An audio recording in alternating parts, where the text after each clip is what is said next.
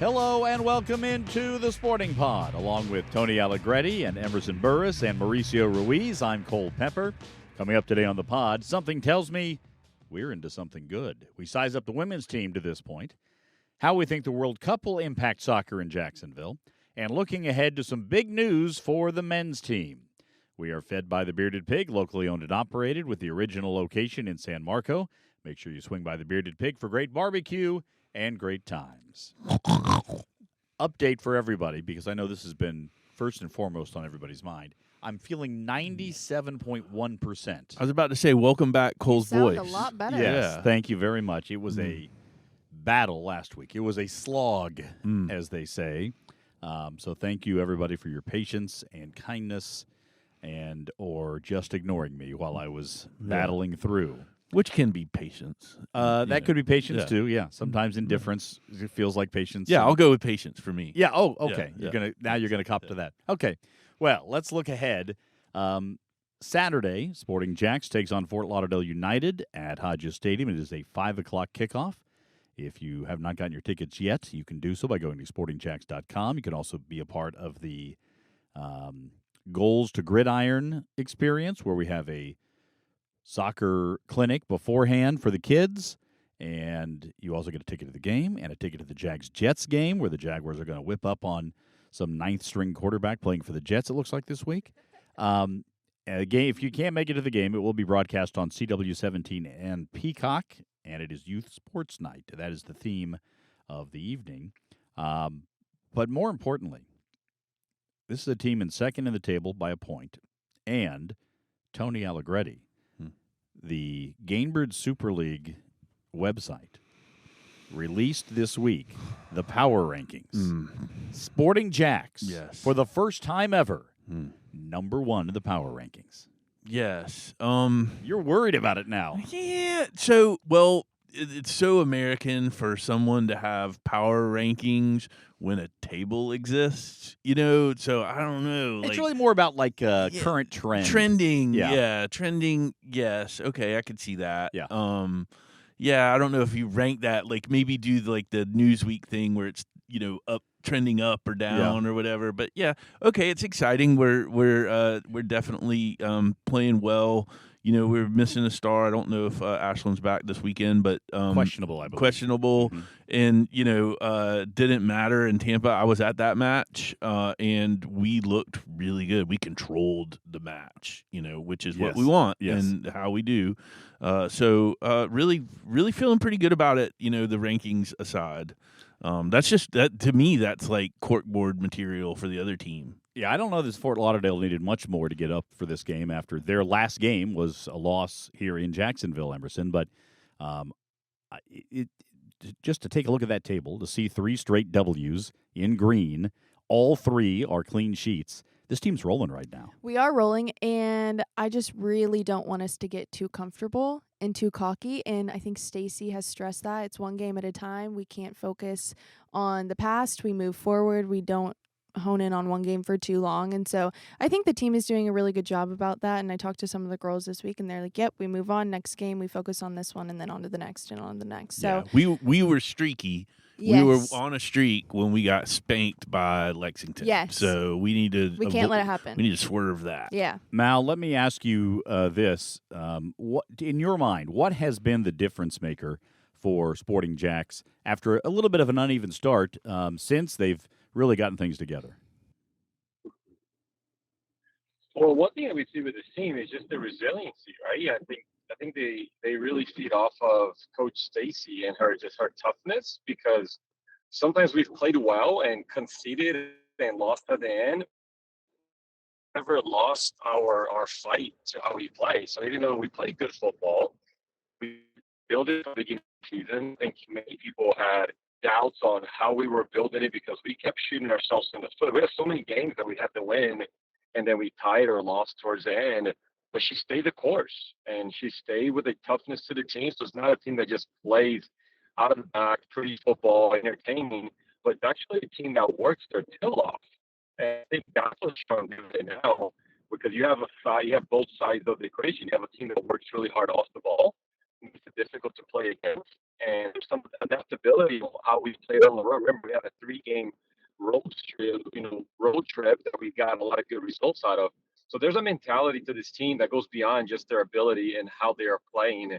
And there are players that are stepping up, not just, Ashley Porta, that now she's not even playing. There are other players that are stepping up to this team, and it's still a really young team. So it's impressive to see how well we've done in this first semester. I think that's the big point there as you talk about winning handily without the leading goal scorer in the league. That really shows something. And again, I think this team has found their identity and found a little something extra. And there are a number of players who have really improved as the season has gone on. Obviously, Paige Kenton has been tremendous. She's scored goals in 4 straight games now. She's scoring goals for fun. Yeah. Bailey DeSmit has really shown great improvement. It's been phenomenal. My favorite stat from the game is that Sophia Bowman, who is the absolute energizer of the team, she's the engine. She ran 10 miles in the rain during that game. Yeah. Also happened to score a goal. So, and she never looks tired. Never looks tired. Ever. All she does, this is I was trying to describe some of the players. I've got family in town this week, and I was saying, Bo, she does the most running. She's everywhere on the pitch. And then in her off time, she is coaching kids and also volunteering at a hospital. That's all she's doing. I mean, it's just unbelievable energy. So it's fun to watch. 2 more games in this first half of the season, including Saturday against Fort Lauderdale. Then we'll wrap it up at home against Tampa on December the 20th, and then the midseason break comes. So a lot of positives, and as the Gainbridge Super League noted in their social media post this week, a lot of vibes in Jacksonville right now. I want to turn our attention to the World Cup. We are about 180 days, depending on when you're listening to this, away from the start of the World Cup in the United States. The draw is now out, as we mentioned last week. So I want to talk about impact and lasting impact. How do you see the World Cup impacting the game in Jacksonville? There aren't going to be any World Cup games here. But, Tony, what do you think the impact of having the World Cup in the United States is going to have on soccer in Jacksonville? Well, every 4 years we sort of wake up to the sport, and people get sort of casuals get captivated by, maybe the country of their origin or their ancestors or whatever, and you get these really great rivalries, and it's kind of like the Olympics, right? It brings people together, and I think it's has a more sort of dramatic effect on the casual fan. So I think that helps everything in our ecosystem in terms of just awareness and fun and all the upside that soccer brings to a community and to a nation. So the world's our oyster for a whole month, and hopefully we don't overprice it and blow it and be weird. Well, I think it is going to be overpriced. But that's a whole other story. Yeah. But there will be a lot of games, more games than ever before, Mauricio. For people to try to experience, whether that's in person, on TV, in a group, what have you. What do you think the impact is going to be of having the World Cup in the United States? Well, first of all, I think people are going to open up the world map and try to find out where some of these countries are from and how can I get there. I mean, you look at Curacao, you look at Cape Verde, tiny little island off of West Africa, and you have all these wonderful new nations that are coming in and making a debut in the World Cup. So I think that's going to open up a lot of just education to the world. I think that's something that the World Cup naturally does. Olympics have that power too as well. But I love that Tony is on this pod because he sits on top of the wall of both worlds in football, right? Like he's a club owner, but he's also a true fan and knows the game. And I think the more that those two worlds can merge, if we can bring in, the investor, like that casual sports fan or just a business owner that wants to invest in something, but also understand the impact that soccer has in world economy, in world culture, and just really kind of within communities, we need more of that, right? If we I'm a big believer in youth development and the soccer development in the country in general, because we still don't have the same level of talent that some of these smaller nations do. And that's because of investment into the game in smaller areas. But we do have talent, but you look at the size of our country, it's still a gap compared to some of the smaller nations that are competing, that are favored in the World Cup. So the more investment, more knowledge, more awareness we have in smaller communities spread out through the whole country. In Jacksonville, you could potentially consider a smaller community in the sense that we're not hosting a game. We don't have a major, male soccer program there just yet. It's coming. And so if we can bring in those people with deep pockets to merge with the people that know the game, and we can develop more youth players, we're talking about the U.S. in the future being a dominant force in world football. I think that's the direction the U.S. soccer wants it, USL, MLS, and so forth. So that's the impact that we always have. The depth of that impact is always unknown. The story's not told yet, but that's where I think the direction continues to go. Tony and I have experienced the World Cup in the United States before. Mao, I'm not sure if you have memories of that from '94, if they were very strong for you then. This will be Emerson's. This will be Emerson's first. I don't think I was even a thought that back then, but here I am. But here you are. So what are you expecting? Well, Mao was mentioning the youth development, and I get to interact with kiddos in Jacksonville quite a bit, doing the Youth Soccer Spotlight for our weekly TV show. And when we were at our Adidas event a few weeks ago, one of the things I asked the kids is, what are your thoughts on the World Cup? And I was a little scared. I thought, oh, that's cool. See Messi, whatever. They are so excited. Yeah. They're like, I'm going to ask my mom to take me to every single game. It's unrealistic, buddy. Mm-hmm. But they're so excited, and I think it's going to bring a lot of good things to Jacksonville. Watch parties, and maybe they'll go down to Miami or up to Atlanta. So I think it's awesome. Yeah, we will certainly be able to tell you about the watch parties. We've already started conversations about how we want to do that and really mobilize the soccer fans in Jacksonville as a result, and some deeper conversations with the leagues and U.S. Soccer and others. So that's going to be fun. Do want to let you know, speaking of men's soccer, the season ticket pricing has been released. Yep. And it is out right now. Bells are ringing at the front office. Yes, I've heard a lot of ringing coming from people placing. You can place your deposit right now. Mm-hmm. We don't know the schedule. That's likely to come here shortly. Mm-hmm. But what I think is cool is that there are 4,400 tickets, 4,400 seats at Hodges Stadium that will be $20 per game or less for season ticket holders. That really is removing obstacles for anybody. Yeah, accessibility. Accessibility, opening it up. You get your lowest prices per match. You save up to 75% on single match tickets as a season ticket member. You get to discounted pricing on additional match tickets. You get 20% off Sporting Jack's merch. There's a ticket exchange program, so if you can't use the tickets one day, you can trade them in for more tickets for a future game. You get interest-free payment plans, priority access for the playoffs, annual season ticket member gift, and member-exclusive events. And so now is the time to do it as we approach the start of the USL Championship season in March. Now is the time to become a season ticket member. Put your $25 deposit down now by going to sportingjacks.com/men's, MENS, or call 904-863-KICK if you'd rather start the conversation via email if you're of a certain generation. Tickets at sportingjacks.com and get things signed because we are coming up very quickly on the start of the USL Championship season. We expect some news coming next week, by the way, around the USL Championship season. If you want more on what's happening with Sporting Jacks, you can check out the Sporting Jacks report, as Emerson alluded to. Noon on noon on Saturday on NBC 12 this week, right before the Premier League coverage. This week and next week will be our final shows before we take a break for the holidays. Oh, and tune in next week. Oh, yeah. Something special coming. Oh, yeah. You just wait. You just wait. Also on the radio, 6 p.m. on Tuesdays for the Coaches Show on 1010XL. Stacey Balaam and Liam Fox joined me this past week. Usually we have Stacey and a player or another staff member. And then also the Sporting Jack Soccer Hour every Thursday night at 6 on AM 930, Fox Sports Radio Jacksonville.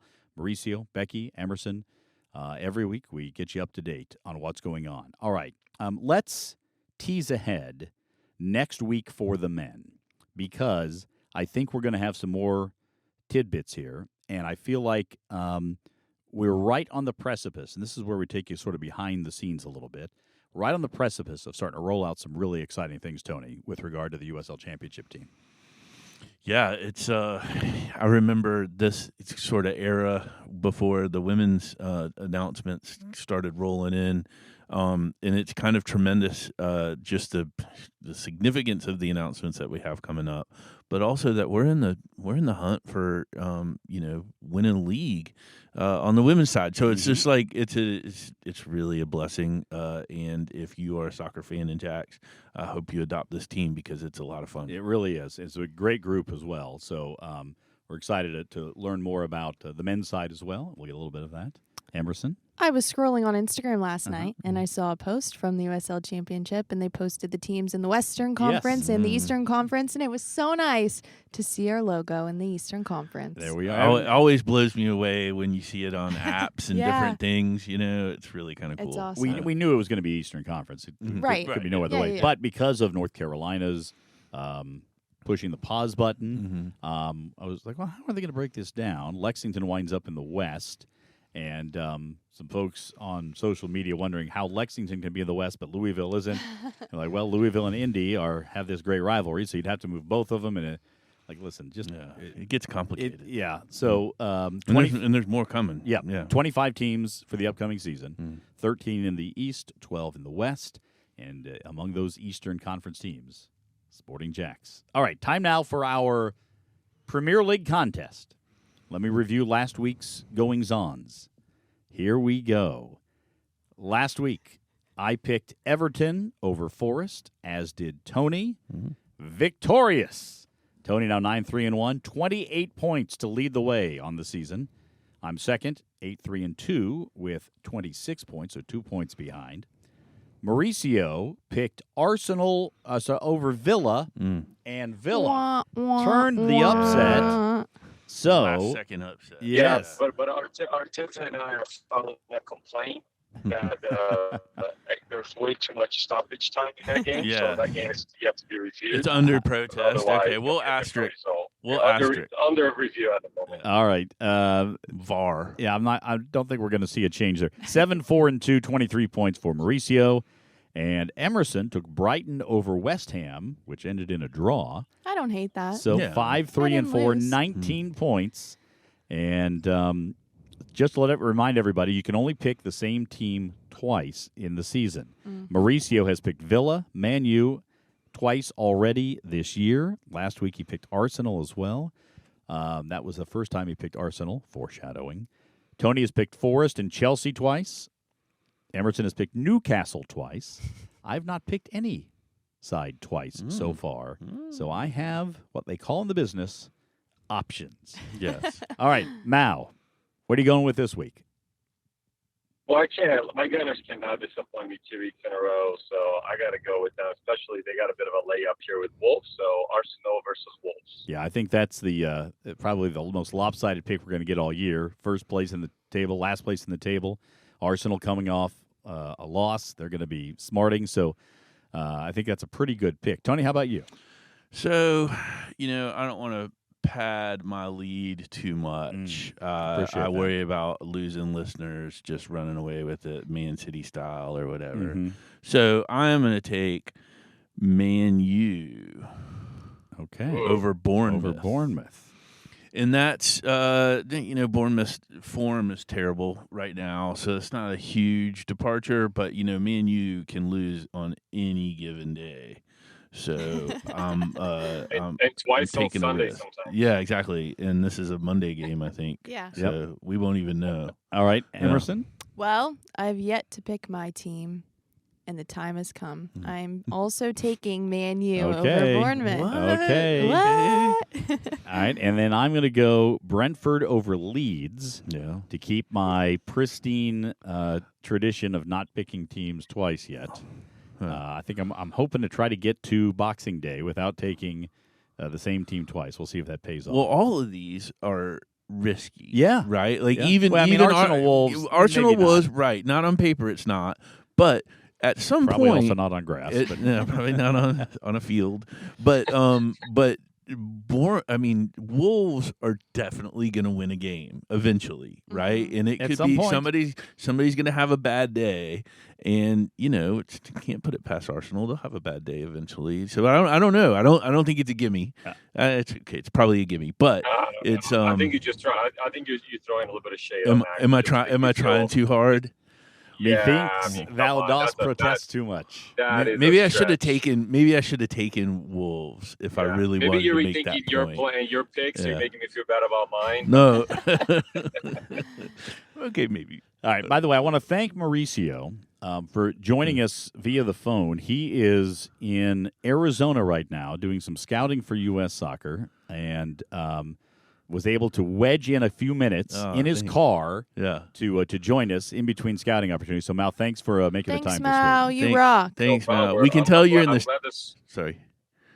No, so I'm glad the service worked. I'm in the middle of the desert right now between Tempe and Mesa, so somewhere in the desert. So come send a search and rescue team if I don't come back to Florida. Well, we could tell you were in the States because the signal wasn't as good as when you're in Porto. Yeah, that's right. Yeah.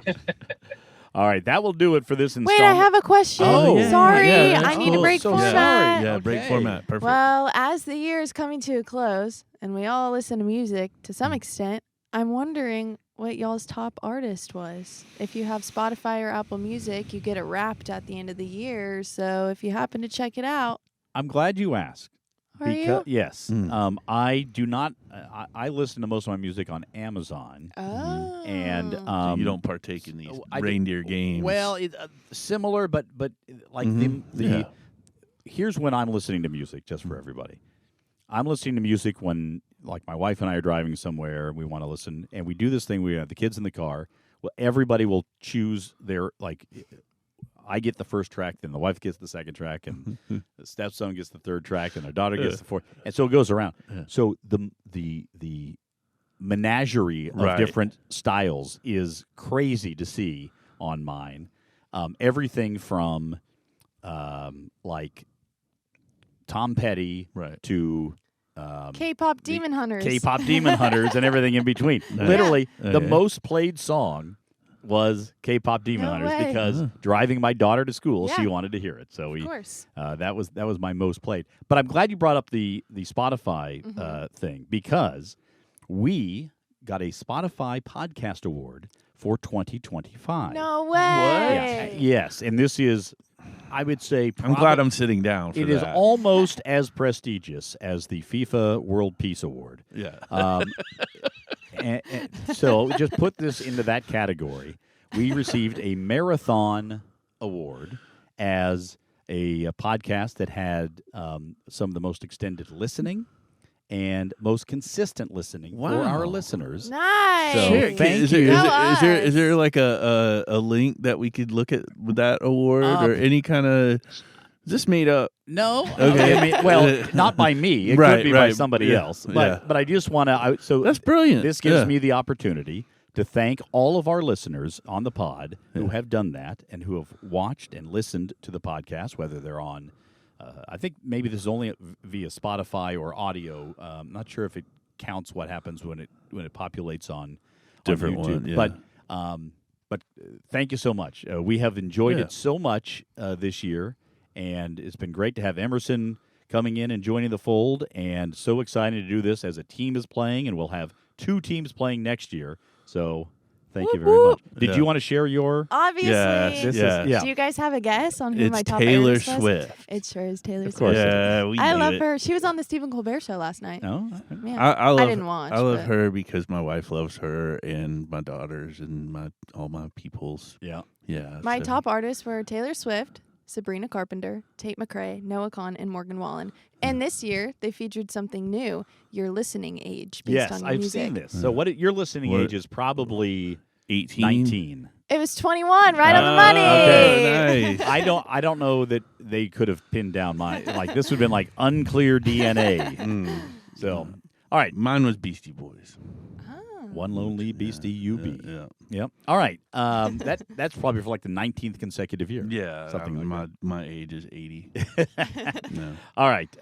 Let's wrap it up then here. Thank you so much for listening. Thanks to our friends here at Gemstone Media for their Great work producing this podcast. One more podcast this calendar year next week. We'll have some fun with it. We'll have some big news, I think, to share or to analyze anyway. So we'll do that next week.